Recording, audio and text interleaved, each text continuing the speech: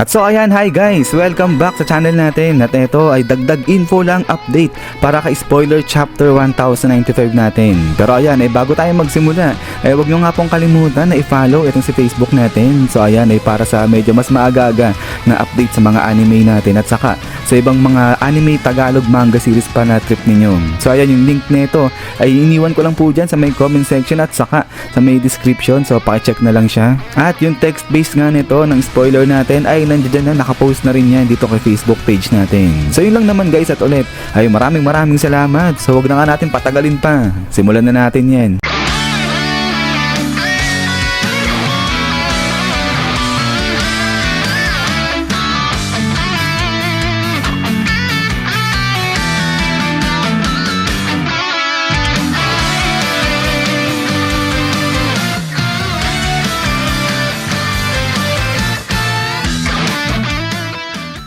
At so dito yan magsisimula sa flashback na nangyari sa may God Valley. At dito sa God Valley, sinasabi na ito yung lokasyon na kung saan ginaganap itong isang tournament na to. So itong tournament na to ay dito makikita yung mga different races ng people na kung saan ay naglalaban-laban nga sila. At syempre, ang nag-organize ng tournament na yan ay walang iba kundi etong mga Celestial Dragons na to. So now, ang nangyayari dito, etong mga Celestial Dragons na to ay pinaglalaban-laban nga etong mga different races na to. At sa laban na to, ayan yung magdedetermine kung kaninong races o kung anong races yung mateterminate. So ibig sabihin, isang deathmatch itong tournament na to. Pero matindi, hindi lang yung basta-basta deathmatch kasi ubusan lahi pala yung deathmatch na yan. So ibig sabihin, kapag natalo ka, hindi lang ikaw yung mamamatay, kung hindi buong lahi mo, buong races mo mamamatay, mateterminate, ganyan. But anyways, ay ayan nga yung dagdag info patungkol dito sa God Valley. At after nyan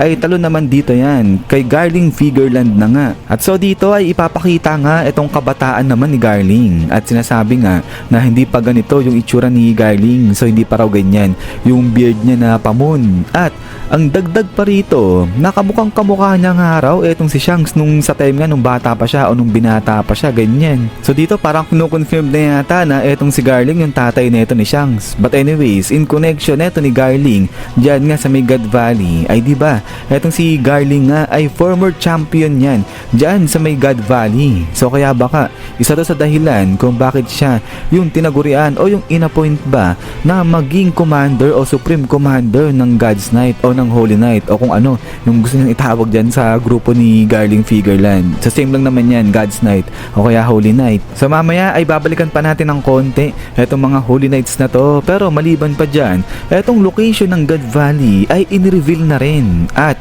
nandito nga yan banda sa may West Blue naman. So kasi diba ay biglang nag-disappear na wala etong God Valley pagkatapos ng insidente na nangyari dyan.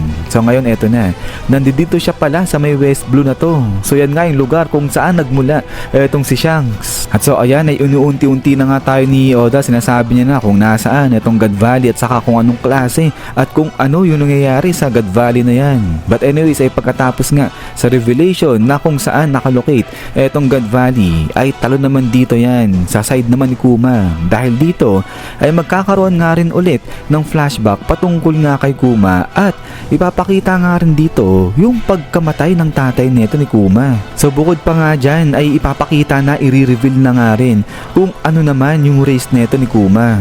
So now, yung sa pagdating dito sa flashback ni Kuma ay not sure kung eto yung sinasabi na sad part dito sa may chapter 1095 since na dito ipapakita na kung paano namatay o yung pagkamatay ng tatay niya ni Kuma. Pero yung sa pagdating dito sa tournament na to na ubusan lahi ay hindi pa naman nababanggit rito sa spoiler natin kung etong race ni Kuma ay kasama nga na lumalaban dyan sa tournament na yan. So not sure din, hindi pa confirmed kung itong mga Celestial Dragons na to ay may kinalaman yan dito sa pagkamatay ng tatay ni Kuma. Pero sana meron na lang na kinalaman pinaglalaman itong mga Celestial Dragons na to para mas mainis tayo dyan. Kasi talaga naman, itong mga Celestial Dragons na to, sa una pa man din pala, ay ang gulo na ng utak niyan. Pinaglalaban-laban ba naman yung mga races tapos titignan kung sino yung ita-terminate na races? Wala, ibang klase talaga itong mga Celestial Dragons na to. But anyways, ay bago tayo matapos, ay balikan nga muna natin dyan itong si Figureland at itong mga Holy Knights na nga na to. So kasi nga diba, alam naman natin na siyam yung miyembro ng Holy Knights na to. So medyo napapaisip lang ako dito, hindi kaya itong mga siyam na to, itong miyembro ng mga Holy Knights na to, ay sila rin yung mga nakipag-participate doon nga sa tournament na inorganize ng mga Celestial Dragons. At etong mga to naman, sila yung mga malalakas na nakasurvive doon nga sa ubusang lahi na tournament na yun. So baka lang naman yan guys, di naman yan sure, malay lang natin. Pero isa lang ang sigurado dyan, etong si Figureland, siya yung pinakamalakas sa lahat nga ng races since na siya nga yung champion dyan sa God Valley na yan. So ibig sabihin lahat ng races tinalo niya. At so kaya nga kung tatay ni Shanks talaga etong si Figureland, ay huwag na tayong magtaka kung bakit malakas etong si Shanks, kasi pwede na namana niya yan dito sa tatay niyang si Garling Figureland. But then ay pagkatapos niyan is yan guys, so hanggang dito lang muna itong spoiler natin. At so ayan, ay kapag meron ulit na bagong update patungkol dito sa chapter 1095 ay ipapresent ko na lang kagad sa inyo yan. At yun pala, ay huwag nyo kalimutan mag-iwan ng like kung matripan nyo. At ulit ay huwag nyo nga pong kalimutan i-follow itong si Facebook natin. So yung link nyan ay nandiyan lang sa may comment at saka sa may description natin. So yun lang naman. At ulit guys, ay maraming salamat. So lagi mag-ingat. God bless sa inyo lahat at kita-kits tayo ulit.